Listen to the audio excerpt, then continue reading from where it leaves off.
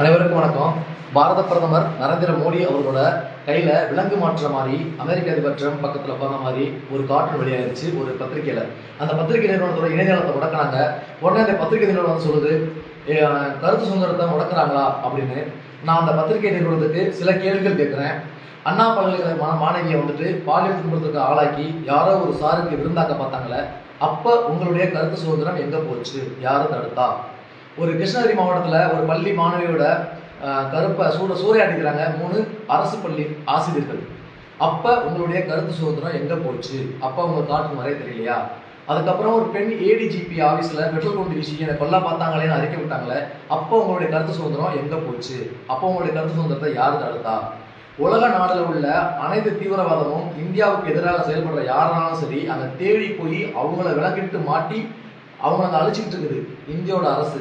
இந்திய ராணுவம் மிக வலிமையாக செயல்பட்டு கொண்டு இருக்குது ஒவ்வொரு இடத்துலையும். அமெரிக்காவில் உள்ள இந்தியர்கள் முறைப்படி விசா வாங்கி போயிருந்து முறைப்படி அவங்க வேலைக்கு போயிருந்தா அந்த நாடு ஒன்று வெளியேற்றிருக்காது.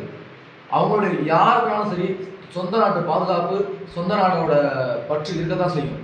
சொந்த நாட்டு பற்று இருக்க போய் தான் அத்துமீறி குடியேறிய அனைத்து நாடுகளையும், இந்தியா மட்டும் கிடையாது, எத்தனை நாடுகள் குடியேறிக்காங்களோ அவங்க வெளியேற்றுறாங்க அமெரிக்க அரசு. அது அவங்களோட தனிநாடு, அவங்களுடைய நாட்டோட பாதுகாப்பு கருதி. அதுக்கான நம்ம தலையிட முடியாது.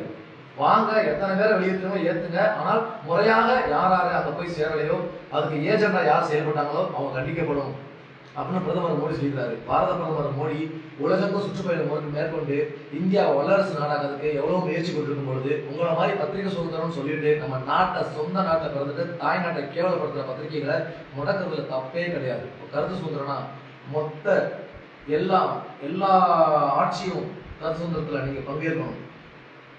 தப்பு செஞ்சவன் சொந்தக்காரனாலும் சரி, தப்பு செஞ்சவன் வந்துட்டு வெளிநாட்டுக்காரனாலும் சரி, தப்பு செஞ்சவன் வந்துட்டு நம்ம சொந்த நாட்டு அரசியலாலும் சரி, எல்லாத்தையும் சுட்டி காட்டிட்டு வா.